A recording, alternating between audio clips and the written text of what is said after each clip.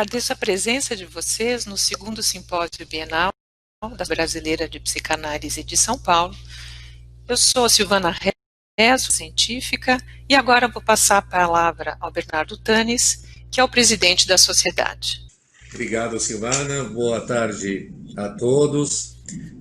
Agradeço enormemente a presença de todos vocês, membros da Sociedade Brasileira de Psicanálise, membros filiados ao nosso instituto, funcionários, colaboradores e público em geral.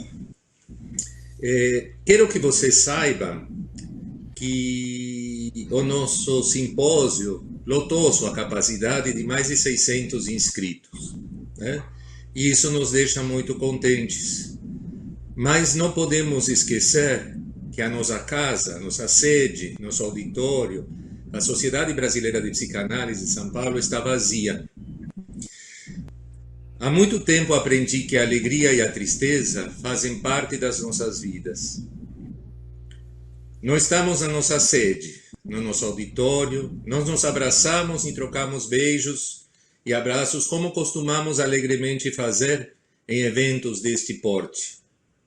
Também não teremos os gostosos e agitados intervalos para um café, momentos em que encontramos amigos, comentamos alegremente questões e nos interrogamos sobre as coisas que assistimos no evento. O coquetel e os jantares com os quais recebemos habitualmente nossos convidados do Brasil e do exterior. Este ano, 2 convidados muito especiais, né? A Rosine Perelberg, presidente da Sociedade Britânica de Psicanálise, que é uma brasileira, né?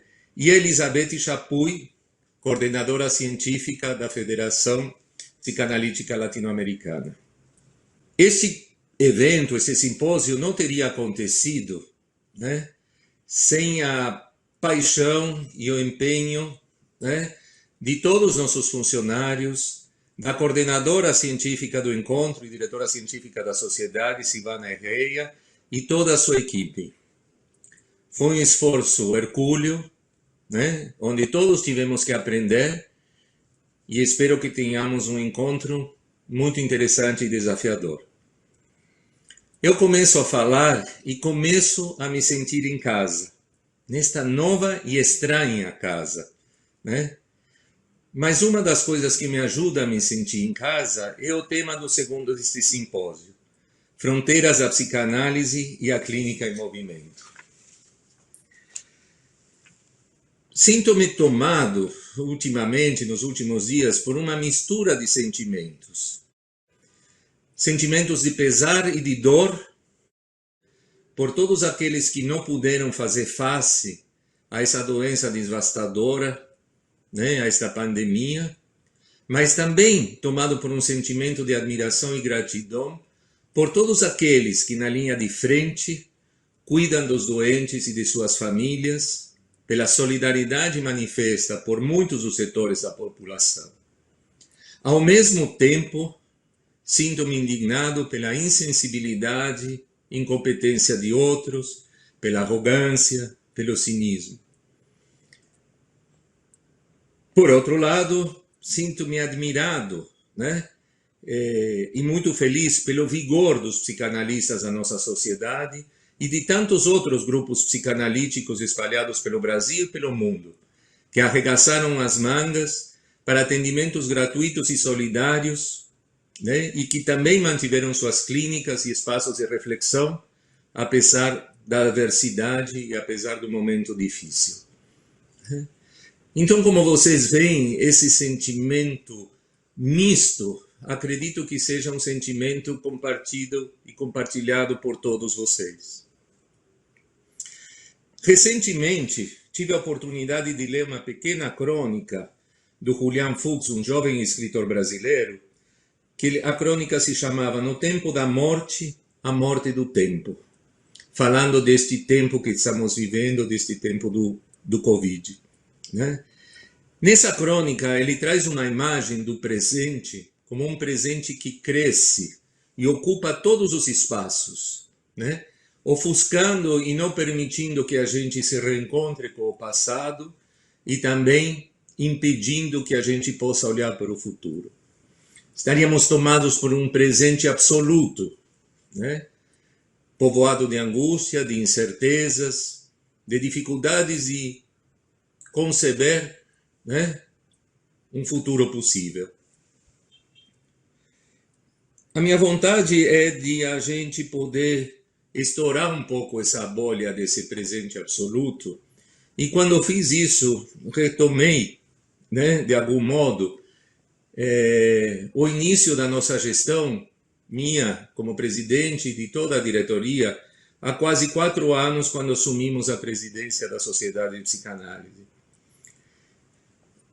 E, nessa época, tínhamos uma diretriz muito clara, que era colocar a psicanálise da Sociedade Brasileira de São Paulo no mundo, né?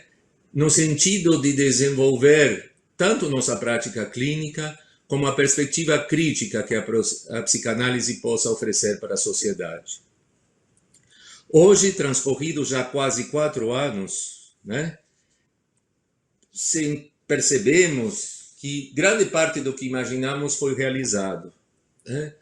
Conseguimos que a psicanálise não ficasse apenas nos nossos consultórios ou na nossa sede. Levamos a psicanálise para encontros em parcerias e convênios com a saúde pública, através da Diretoria de Atendimento à Comunidade, através da Diretoria de Comunidade e Cultura. Levamos a psicanálise para a Cinemateca, os museus de imagem e som, para o SESC. Levamos, através da diretoria científica, a psicanálise em encontros e de diálogos com a PUC, com a USP, em atividades no interior do Estado, né? Então, realizamos talvez um sonho, né, de não ficarmos fechados numa certa torre de marfim e, de alguma forma, sem querer e sem ter antecipado os tempos difíceis que teríamos que enfrentar, pensamos que a psicanálise teria que abrir as suas portas e ir de encontro à comunidade. A realidade nos mostrou como isto é importante. E esta perspectiva, né, de alguma forma de expansão, e é muito importante, isso queria muito transmitir a vocês, não se deu às custas, né, de uma diminuição do rigor da formação analítica, nem ao rigor das discussões clínicas na nossa instituição. Pelo contrário, promovemos debates clínicos entre membros da sociedade com analistas de outras instituições e do exterior e, de alguma forma, legitimamos e concedemos um certo direito à cidadania a práticas clínicas a partir da psicanálise, levando em consideração o dispositivo analítico, mas um dispositivo que poderia se adaptar a diferentes circunstâncias e a diferentes realidades. A pandemia nos mostrou que este caminho é irreversível, que esta flexibilidade e esta disposição para o encontro com o outro, mesmo em situações muito precárias e muito difíceis, é essencial e que a psicanálise tem muito a oferecer e muito a dar. Saímos da nossa casa e visitamos outras casas. Fomos recebidos e acolhidos e retribuímos, né, essas visitas.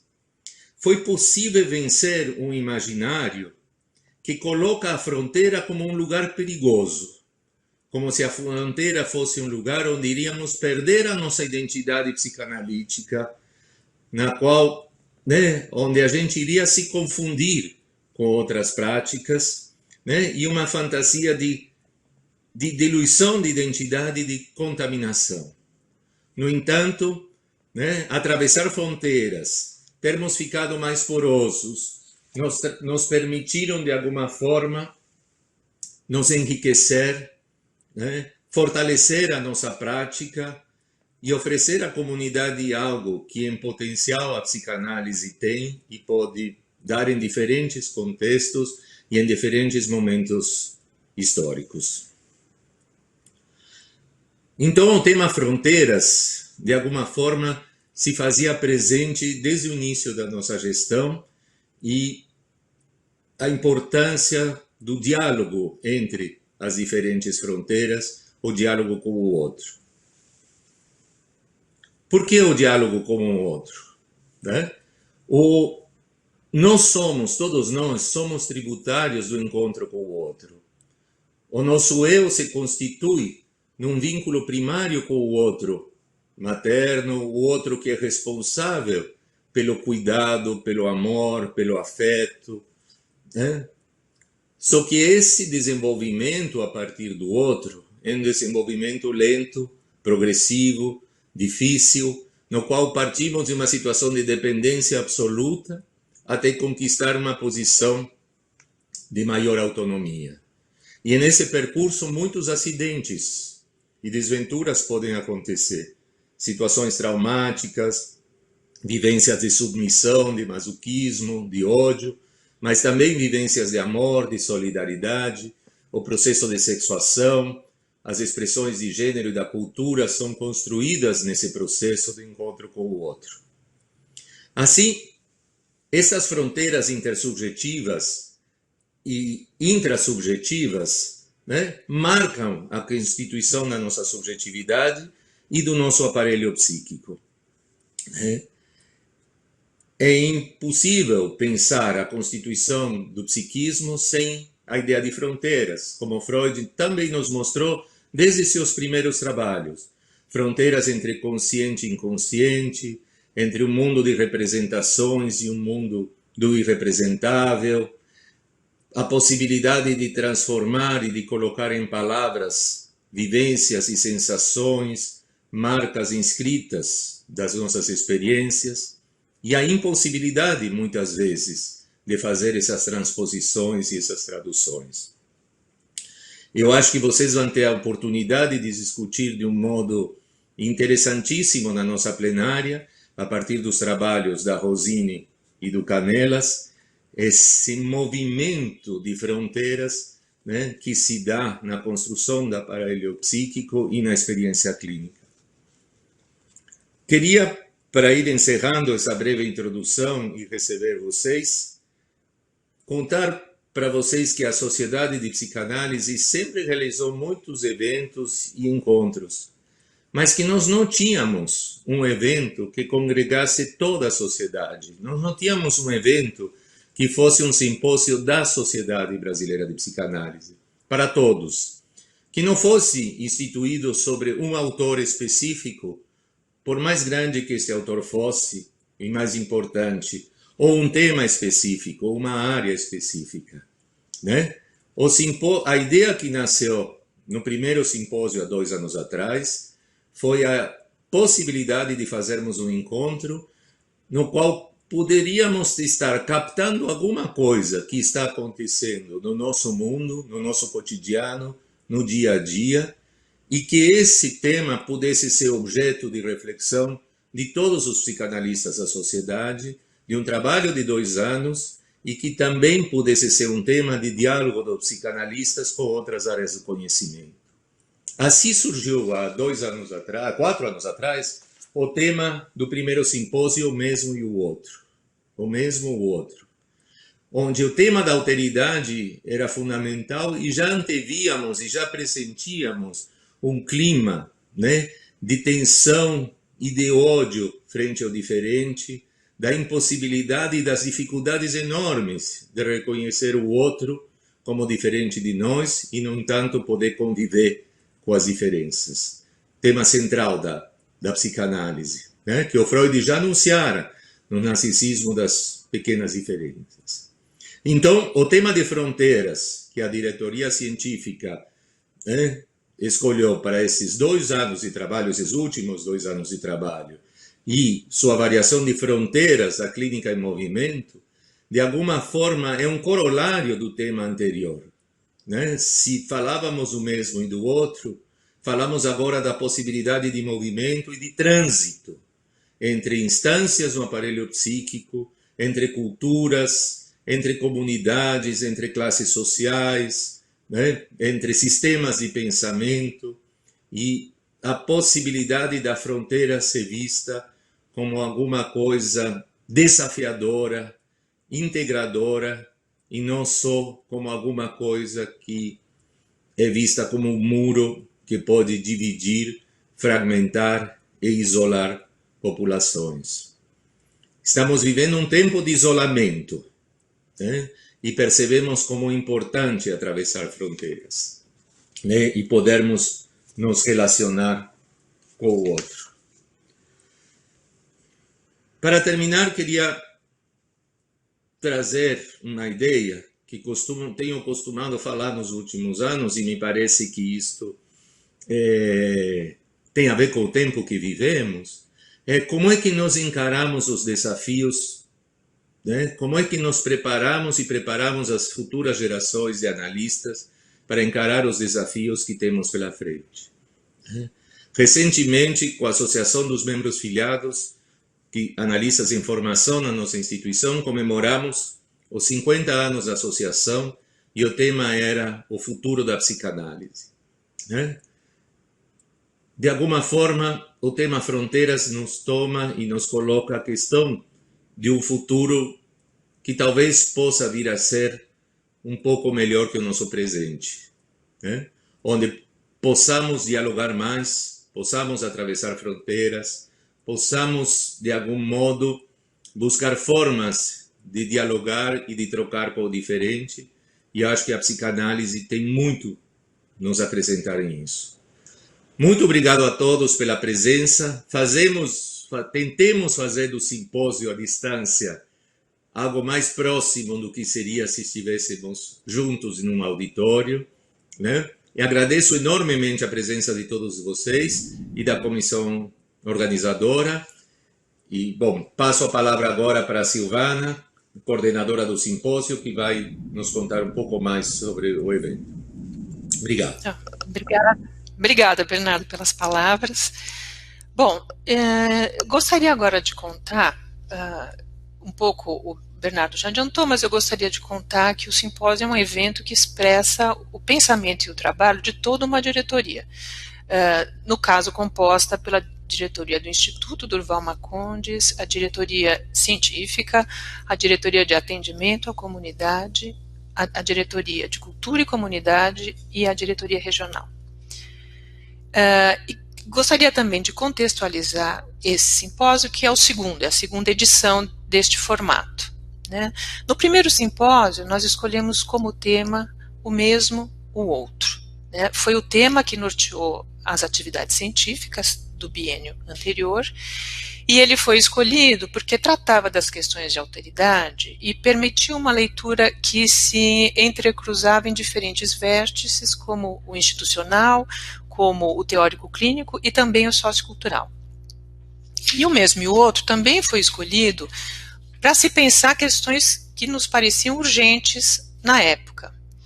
Bom, ao fim dessa primeira gestão, depois de 2 anos, essa urgência se mostrou muito mais premente, né?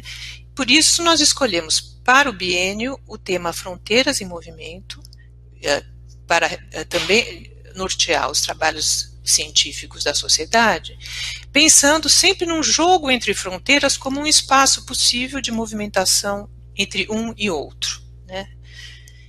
Mas por que fronteiras, né? Então a gente pode pensar que ao demarcar territórios, uma fronteira protege, mas também divide. Ela traça uma linha a partir da qual nós podemos projetar a noção de diferença e definir identidades e alteridades.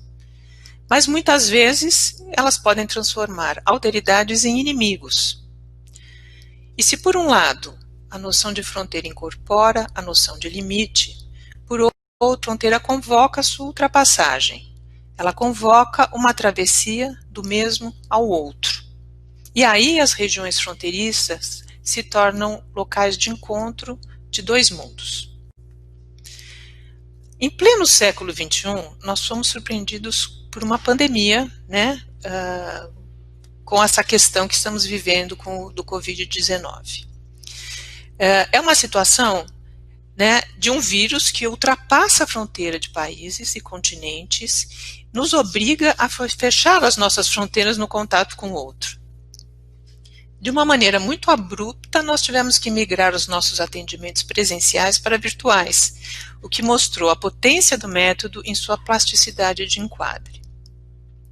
Estamos em isolamento social, mas divididos entre quem pode ficar em casa e quem precisa se expor nas ruas.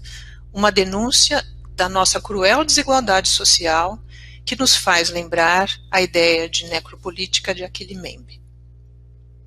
Por outro lado, né, essa pandemia deixa mais evidente que, como seres humanos, compartilhamos todos de uma única fronteira, vida e morte. São tempos que remetem ao desamparo, remetem à percepção da finitude e ao luto pelo que se foi e por aqueles que se foram. Isso para aqueles que não negam esta realidade. Por conta da pandemia, nós adotamos o formato online para o simpósio. Foi uma migração que exigiu um esforço de todos e muita dedicação. Eu quero aqui agradecer ao presidente, a todas as diretorias, em particular a Sônia Terepins, que é a nossa diretora financeira, a comissão organizadora e a equipe de base de sociedade, a secretaria, a divulgação, o setor de TI, em particular a Fabiana Santos e o Ricardo Contreiras, que foram incansáveis se dedicando dia e noite para que tudo desse certo nessa migração. Para esse novo formato, nós perdemos em tamanho, né? Tivemos que enxugar o formato do simpósio, perdemos algumas mesas, perdemos as nossas oficinas de discussão, um formato muito interessante usado na edição anterior, mas eu acredito que está mantida a troca e a discussão que foi a marca do nosso primeiro encontro. Assim como é a nossa marca e o nosso interesse, o diálogo entre os diferentes. Bom, o nome que nós adotamos para o simpósio, né, Fronteiras da Psicanálise e a Clínica em Movimento, deixa claro que o nosso entendimento da psicanálise é que ela está entrelaçada às dimensões políticas, econômica e social. E que para nós, sujeito e mundo, clínica e construção de conhecimento estão em mútua constituição, formando uma região de fronteiras móveis, como as dunas que se movimentam, que é a imagem que escolhemos para o nosso cartaz. Esse é o motivo por escolhermos esses dois eixos, né, que vão nortear e vão conduzir a nossa ideia de fronteiras. O primeiro eixo, a Clínica em Movimento, que será trabalhado neste fim de semana, propõe pensarmos questões ligadas ao exercício clínico, das bordas dos pacientes contemporâneos até a gente pensar as extensões do dispositivo clássico de atendimento, né? E o segundo eixo, psicanálise e diálogo nas fronteiras, que vai ser trabalhado no próximo fim de semana, apresenta a psicanálise como um saber fronteiriço a outros campos do conhecimento e fronteiriço também dentro do próprio território psicanalítico. Para finalizar, eu gostaria de colocar só alguns elementos para a gente pensar nas nossas possibilidades de movimentação pelas fronteiras. Muitos pensadores nos trazem os aspectos narcísicos do nosso tempo, né? Aspectos que foram prenunciados por textos clássicos como O Mínimo Eu, do Christopher Lasch, e o Sociedade do Espetáculo, do Guy Debord. Bom, esses textos antecederam, né, anteciparam de alguma forma algo que já estava prenunciado, né, e que nós vivemos hoje, né, que é essa hipervisibilidade do virtual, né, essa espetacularização daquilo que é o privado, o hiperconsumo hedonista, a identidade líquida, né, que é o tema do Bauman, e que tudo isso promove aquilo que o Byung-Chul Han vai chamar de desconstrução dos umbrais. E eu estou falando essa palavra propositadamente porque é o tema que a nossa convidada Elizabeth Chapuis vai trabalhar na plenária da semana seguinte. Então, na verdade, desconstrói os umbrais e essas zonas de mistério que marcam o outro como alguém a ser conhecido, né? Quando isso está desconstruído ou impossibilitado, o resultado é a gente construir um espelho cego ou um muro, né? E esse é um terreno propício para as fronteiras serem fechadas. E acho que esse é o nosso panorama atual. Por isso, para encerrar, eu gostaria de trazer duas imagens que o Bauman apresentou numa entrevista que ele deu à revista Cult. São duas figuras, né, a do caçador e a do jardineiro. Então, o Bauman vai dizer que o caçador se dedica a defender territórios, impedindo qualquer mudança. O caçador é sustentado pela crença de que o mundo é um sistema divino que funciona muito bem, porque cada criatura deste mundo tem um lugar determinado e funcional. O jardineiro, por sua vez, trabalha primeiro com a idealização de um projeto que depois ele vai realizar, escolhendo um terreno, tirando ervas daninhas, vendo que tipo de planta cabe bem nesse local ou não. Os produtores de utopia e os produtores do universo simbólico são os jardineiros. Ao caçador, cabe pregar o fim das utopias, porque ele persegue e mata os outros caçadores, ele mata animais para abastecer o próprio reservatório, ele não considera que seja responsabilidade sua não esgotar os recursos ou deixar alguma coisa para o outro. Acho que esse é o risco contemporâneo, de estarmos todos caçadores, entretidos com as nossas ambições pessoais em uma empreitada individualista e solitária. Por isso, Bauman diz que é fundamental que a gente fique muito atento e que a gente se dedique à difícil tarefa de encontrar um jardineiro, que contempla a harmonia pré-concebida para além da fronteira do seu jardim privado. E assim eu termino, né, dando boas-vindas a todos vocês e esperando que o simpósio nos ajude a pensar além das nossas fronteiras.